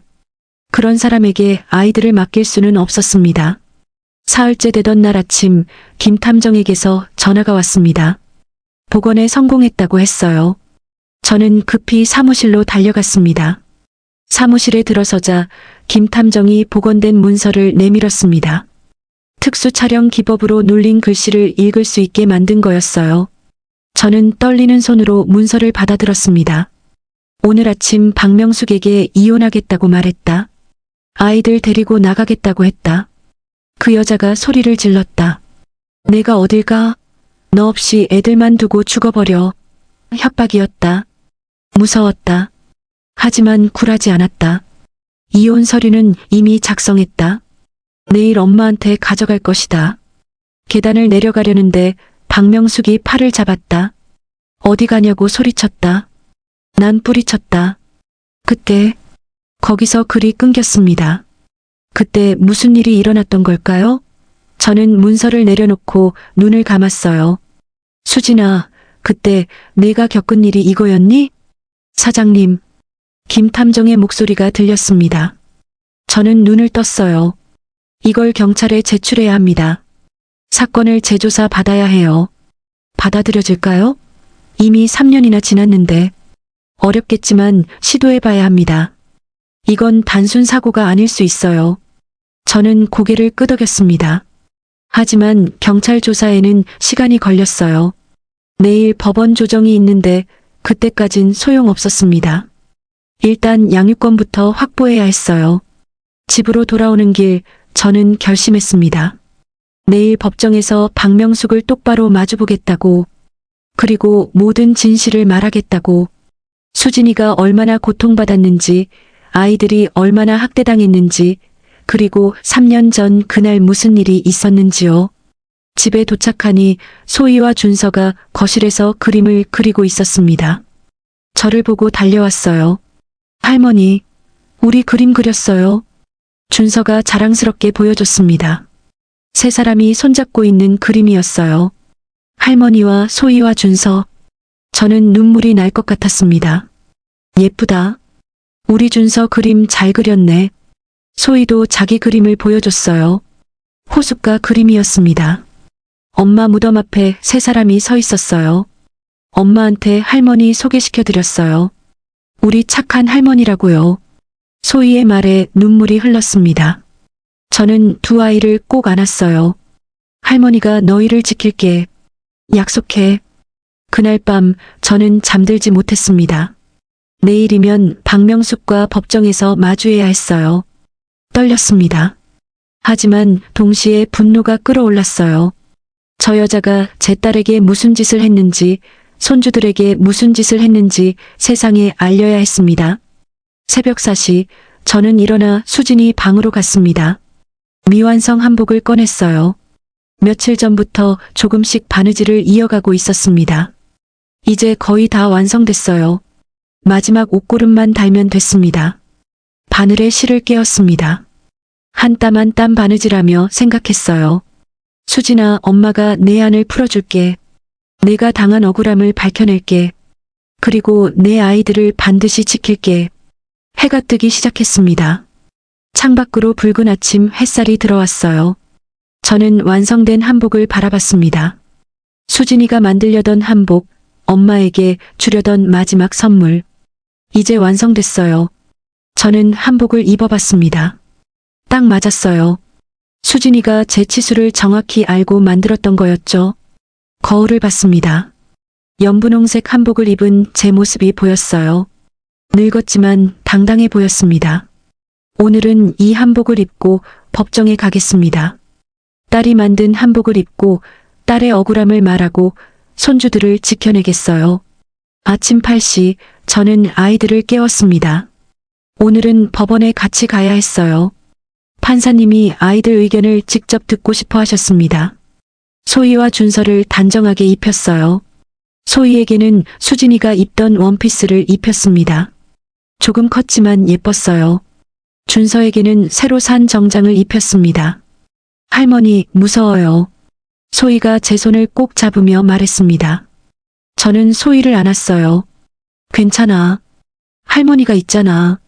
그리고 판사님은 착한 분이야. 너희 말을 들어주실 거야. 차를 타고 법원으로 향했습니다. 아침 교통이 막혀서 시간이 걸렸어요. 창밖으로 도시 풍경이 지나갔습니다. 평범한 사람들이 평범한 하루를 시작하고 있었어요. 하지만 저희에게 오늘은 평범한 날이 아니었습니다. 법원에 도착했습니다. 큰 건물이었어요. 아이들은 긴장한 표정으로 건물을 올려다봤습니다. 저는 두 아이 손을 꼭 잡았어요. 가자. 우리 함께 가는 거야. 로비를 지나 4층 조정실로 올라갔습니다. 복도에서 변호사가 기다리고 있었어요. 50대 여성 변호사였습니다. 김 변호사님이라고 가족법 전문가였어요. 사장님, 준비되셨죠? 네. 이겨야죠. 제 목소리는 단호했습니다. 김 변호사님이 고개를 끄덕였어요. 아이들 진술이 중요합니다. 소혜, 준서, 너희는 판사님한테 진짜 마음을 말하면 돼. 누구랑 살고 싶은지, 왜 그런지 솔직하게 말해. 아이들이 고개를 끄덕였습니다. 조정실 문이 열렸어요. 저희가 먼저 들어갔습니다. 넓은 방이었어요. 긴 테이블이 있고 한쪽에는 판사가 앉아 있었습니다. 50대 후반의 여성 판사였어요. 그리고 반대편에 박명숙이 앉아 있었습니다. 검은 정장을 입고 화장을 진하게 했어요. 옆에는 남자 변호사가 앉아 있었습니다. 박명숙이 저를 보더니 비웃었어요. 그리고 아이들을 봤습니다. 소희와 준서는 제 뒤로 숨었어요. 저는 박명숙을 똑바로 쳐다봤습니다. 더 이상 두렵지 않았어요. 분노만 있었습니다. 저 여자가 제 딸에게 무슨 짓을 했는지 이제 모두에게 밝힐 겁니다. 판사가 입을 열었습니다. 조정을 시작하겠습니다. 양측 모두 착석하세요. 저는 자리에 앉았습니다. 아이들을 양옆에 앉혔어요. 김 변호사님도 옆에 앉았습니다. 박명숙이 건너편에서 저를 노려봤어요. 하지만 저는 눈을 피하지 않았습니다. 오늘 모든 것이 결정됩니다. 아이들의 미래가, 수진이의 억울함이, 그리고 박명숙의 죄가요. 저는 조용히 다짐했습니다. 반드시 이기겠다고. 딸을 위해, 손주들을 위해, 그리고 정의를 위해서요. 판사가 서류를 정리하며 말했습니다. 양측의 주장을 듣겠습니다. 먼저 신청인 측부터 말씀하세요. 박명숙의 변호사가 일어났습니다. 40대 남자였어요. 서류를 펼치며 또박또박 말했습니다. 저희 의뢰인 박명숙 씨는 손주들의 친할머니입니다. 3년 전 며느리가 불행한 사고로 세상을 떠난 후 경제적 어려움으로 부득이 친척에게 아이들을 맡겼습니다. 하지만 이제 형편이 나아져 손주들을 되찾으려 합니다. 저는 그 말을 들으며 주먹을 쥐었습니다. 경제적 어려움이라고요? 5억이나 되는 보험금을 가로챈 주제에 판사가 서류를 보며 물었습니다. 3년 동안 아이들을 한 번도 찾아보지 않으셨나요? 박명숙의 변호사가 대답했습니다. 힘든 시기였습니다. 아들을 잃은 슬픔과 경제적 어려움으로. 거짓말입니다. 제가 자리에서 일어나며 소리쳤습니다. 김 변호사님이 제 팔을 잡았어요. 판사가 저를 쳐다봤습니다. 이쪽에서는 차례가 되면 말씀하세요. 저는 다시 앉았습니다. 하지만 더 이상 참을 수 없었어요. 박명숙이 저를 보며 비웃었습니다. 그 표정을 보자 분노가 치밀어 올랐어요. 박명숙의 변호사가 계속 말했습니다. 현재 아이들은 외할머니 집에 있습니다. 하지만 법적으로 친할머니인 저희 의뢰인이 더 우선권이 있습니다. 게다가 외할머니는 75세 고령입니다. 아이들을 제대로 양육할 수 있을지 의문입니다. 나이를 문제 삼는 거였어요. 저는 이를 악물었습니다. 김 변호사님이 일어났습니다. 판사님, 반대 신문하겠습니다. 판사가 고개를 끄덕였어요. 김 변호사님이 박명숙을 향해 물었습니다. 3년 전 아이들을 시골 친척 집에 맡기신 후 한 번이라도 연락하셨습니까? 박명숙이 잠시 머뭇거리더니 대답했습니다. 전화는 몇 번 했습니다. 증거가 있습니까? 통화 기록이나 송금 내역 같은 것? 박명숙의 얼굴이 굳었습니다. 대답하지 못했어요. 김 변호사님이 계속 물었습니다. 며느리분이 남긴 보험금 5억 원을 인출하셨죠? 그건 아이들을 위해 관리하려고. 5억을 관리하시면서 아이들은 시골에서 밭일을 하고 있었습니다. 8살, 7살 아이들이요. 김 변호사님이 사진을 제출했습니다. 제가 찍어둔 시골집 사진들이었어요. 소희가 호미를 들고 있는 모습, 준서가 무거운 물통을 나르는 모습. 판사가 사진을 보더니 표정이 굳었습니다. 이게 무슨 사진입니까? 판사가 박명숙에게 물었습니다. 박명숙이 당황하며 대답했어요. 그건 아이들이 농촌 체험을 하는. 농촌 체험이라고요? 제가 자리에서 일어났습니다. 이번엔 김 변호사님이 말리지 않았어요. 판사가 저를 보며 말했습니다. 외할머니 쪽에서 말씀하세요. 저는 떨리는 목소리로 말했습니다. 판사님, 저 아이들은 3년 동안 학대당했습니다. 제대로 된 밥도 못 먹고 밭일을 하지 않으면 굶었습니다. 그게 농촌 체험입니까? 제 목소리가 떨렸습니다. 소희가 제 옷자락을 잡았어요. 저는 소희를 보며 다시 말을 이었습니다. 그리고 저 여자는 제 딸도 학대했습니다. 법정이 조용해졌습니다. 박명숙이 자리에서 일어났어요. 무슨 헛소리를 하는 거예요? 헛소리가 아닙니다. 저는 가방에서 수진이 일기장을 꺼냈습니다. 그리고 병원 기록도 함께 꺼냈어요.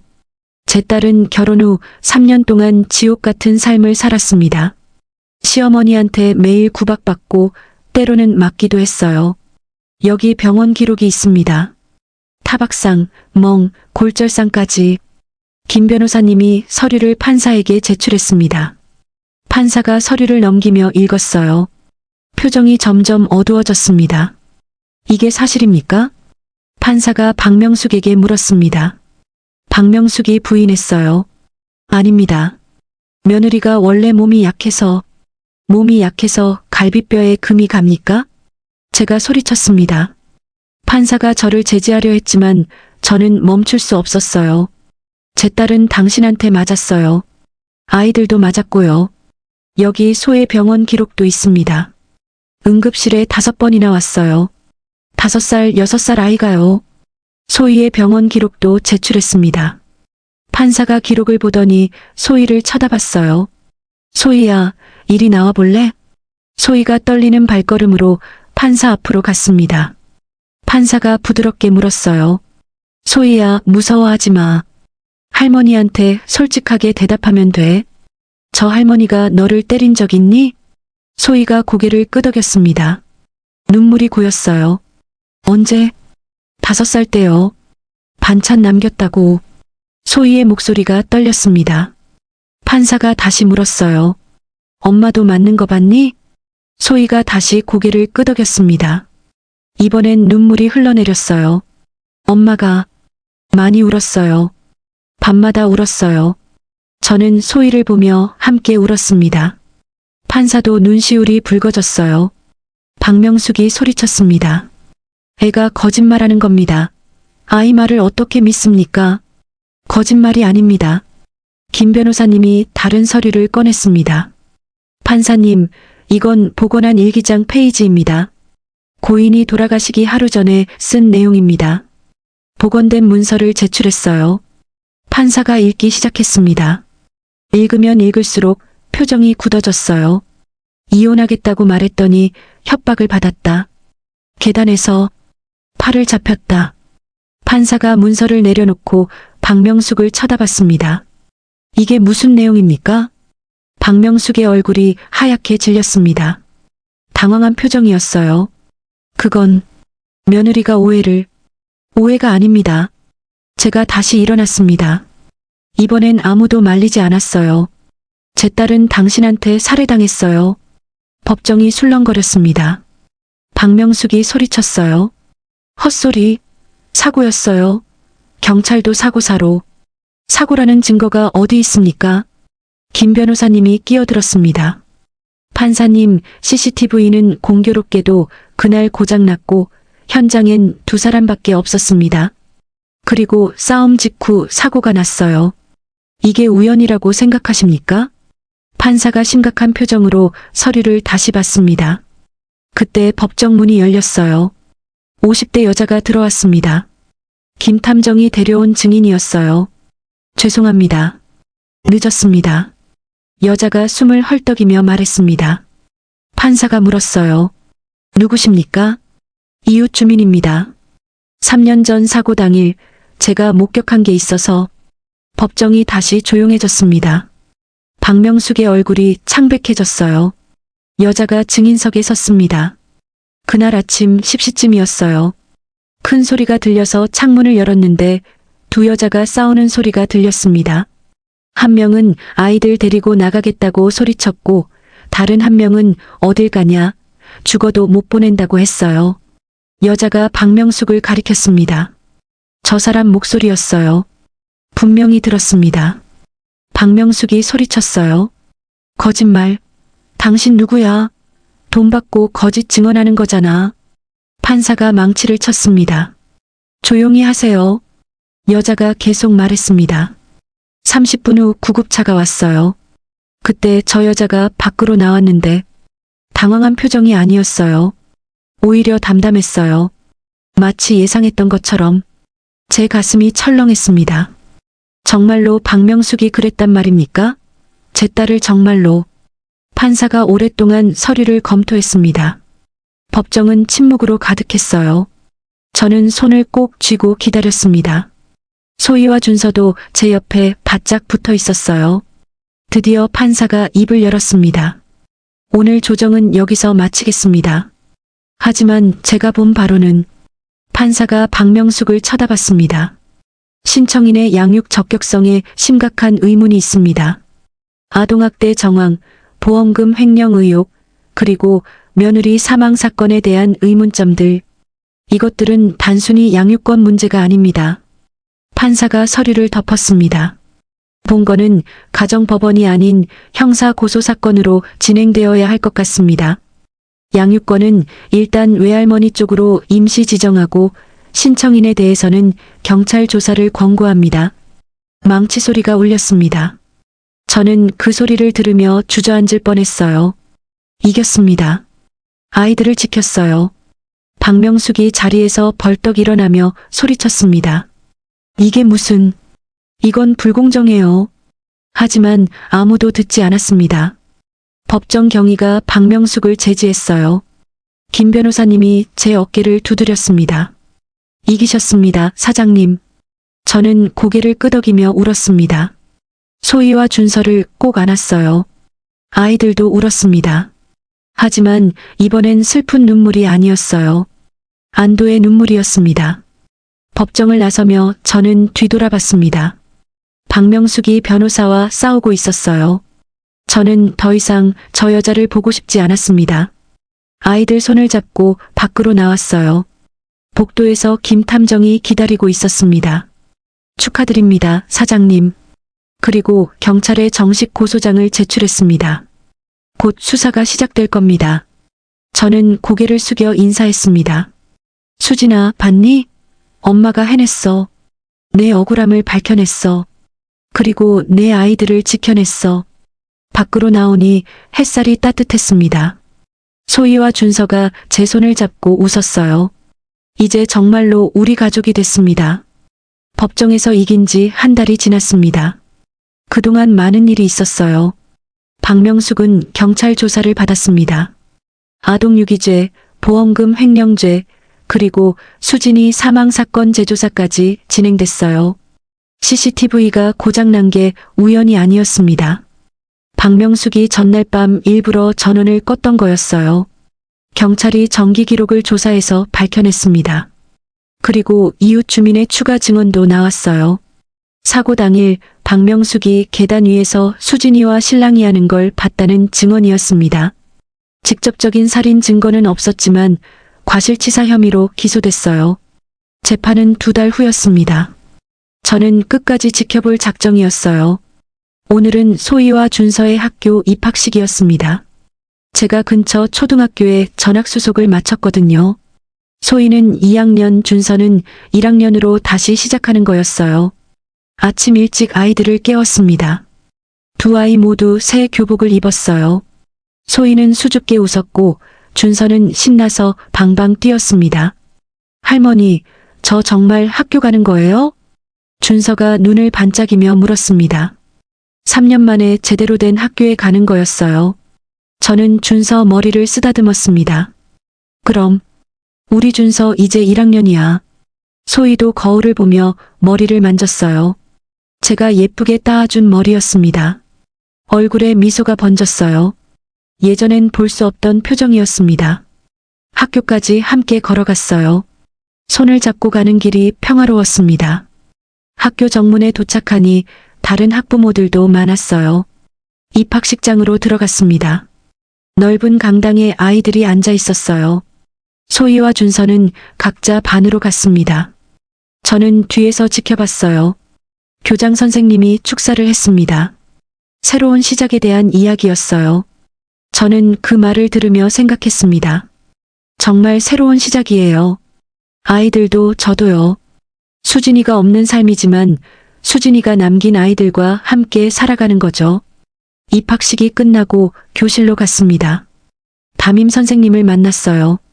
30대 초반의 젊은 여자 선생님이었습니다. 소희와 준서 사정을 미리 말씀드렸더니 잘 보살피겠다고 약속하셨어요. 할머니, 걱정 마세요.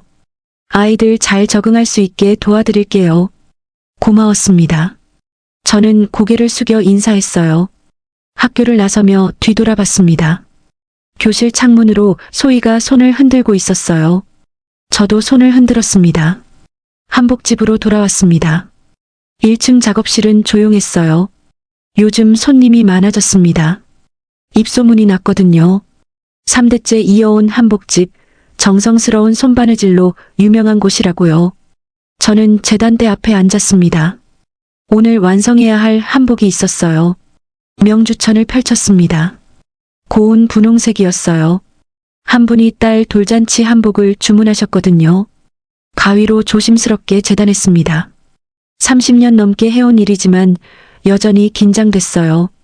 한 땀 한 땀이 소중했습니다. 점심때쯤 문이 열렸습니다. 김 탐정이 들어왔어요. 손에 서류 봉투를 들고 있었습니다. 사장님, 좋은 소식입니다. 제 가위질하던 손이 멈췄습니다. 김 탐정이 서류를 펼쳐 보였어요. 검찰이 박명숙을 과실치사와 아동유기, 횡령 혐의로 정식 기소했습니다. 구속영장도 청구했고요. 구속이요? 네. 증거인멸과 도주 우려가 있다고 판단했답니다. 어제 구속됐어요. 저는 가슴이 뻥 뚫리는 것 같았습니다. 박명숙이 드디어 처벌받는 거예요. 수진이가 당한 억울함이, 아이들이 겪은 고통이 인정받는 거였습니다. 예상 형량이 어떻게 되나요? 과실치사로 3년 이상, 거기에 아동유기와 횡령까지 합치면 최소 7년은 받을 것 같습니다. 7년. 짧다면 짧고 길다면 긴 시간이었어요. 하지만 중요한 건 처벌받는다는 거였습니다. 저는 고개를 끄덕였어요. 고맙습니다, 탐정님. 덕분에 여기까지 왔어요. 김 탐정이 웃으며 손을 내밀었습니다. 악수를 나눴어요. 김 탐정이 돌아가고 저는 다시 바느질을 시작했습니다. 하지만 손이 떨렸어요. 기쁨의 떨림이었습니다. 저녁 때 아이들이 학교에서 돌아왔어요. 두 아이 모두 신난 표이었습니다.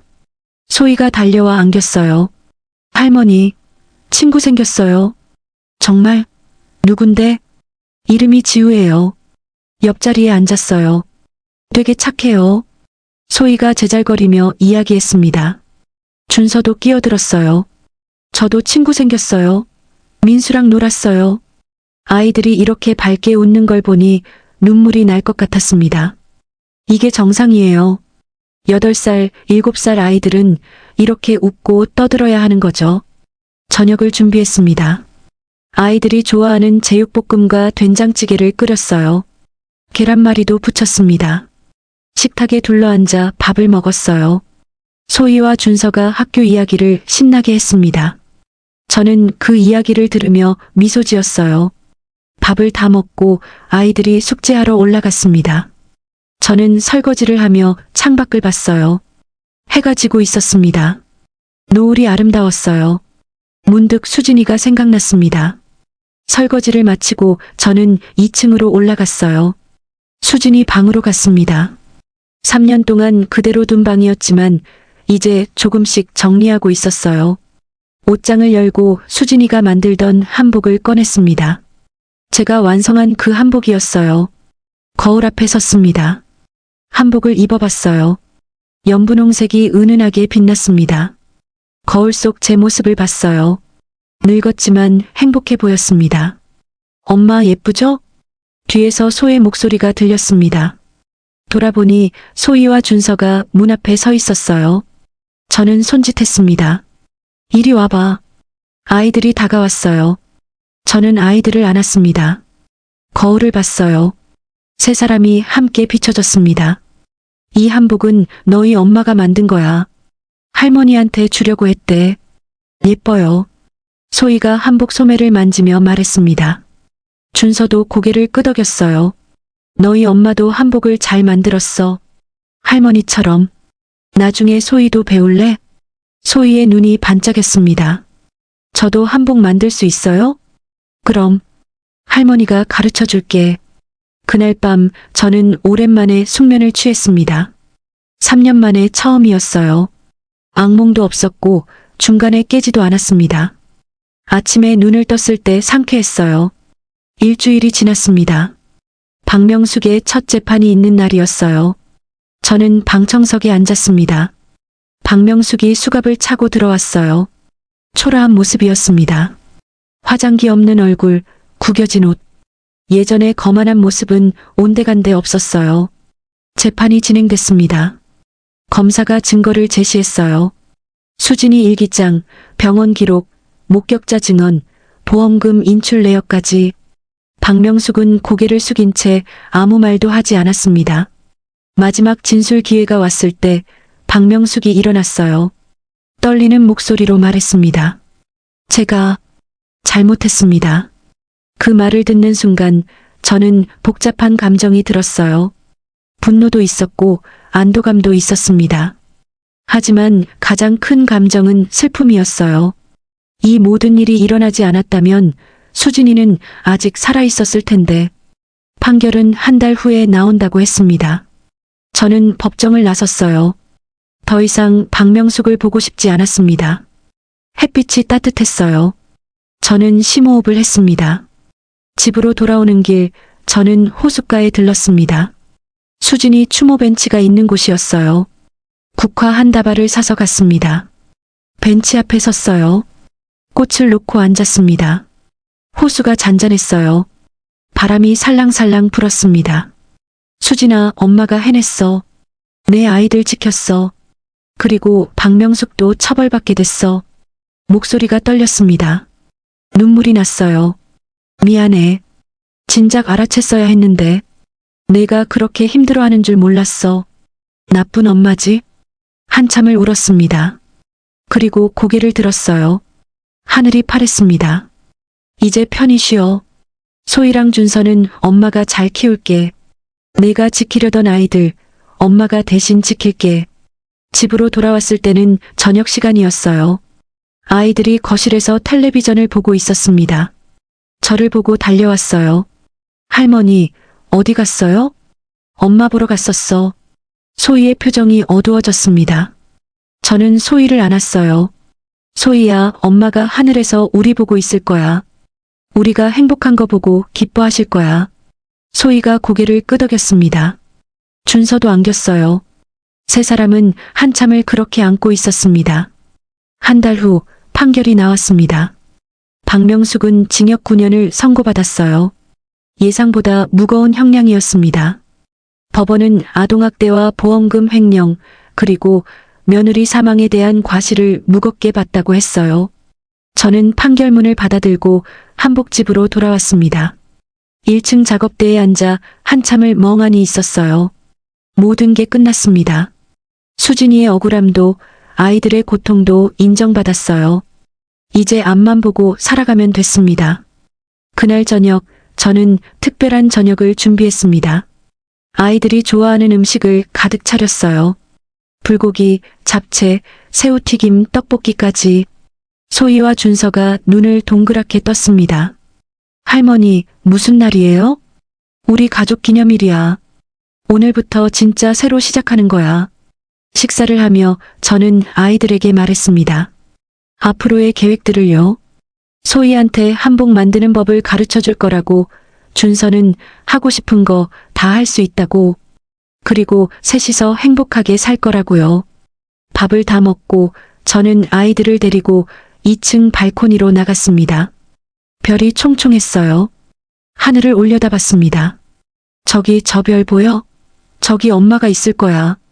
소희와 준서가 하늘을 올려다봤어요. 준서가 손을 흔들었습니다. 엄마 안녕. 소희도 손을 흔들었어요. 저도 함께 손을 흔들었습니다.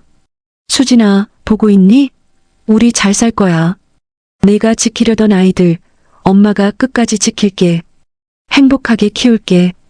그날 밤 저는 한복집 장부를 정리하며 생각했습니다. 이제 이 가게를 소희에게 물려줘야겠다고. 4대째 이어지는 한복집이 되는 거죠. 수진이의 뜻을 이어서요. 창밖으로 달빛이 들어왔습니다. 은은하고 따뜻한 빛이었어요. 저는 미소 지었습니다. 이제 정말 괜찮을 것 같았어요. 아픔도 있었지만 앞으로는 행복만 있을 거예요. 한복집 2층에서 아이들 웃음소리가 들렸습니다. 그 소리가 집안을 가득 채웠어요. 30년 만에 처음 듣는 집에 가득한 아이들의 웃음소리였습니다.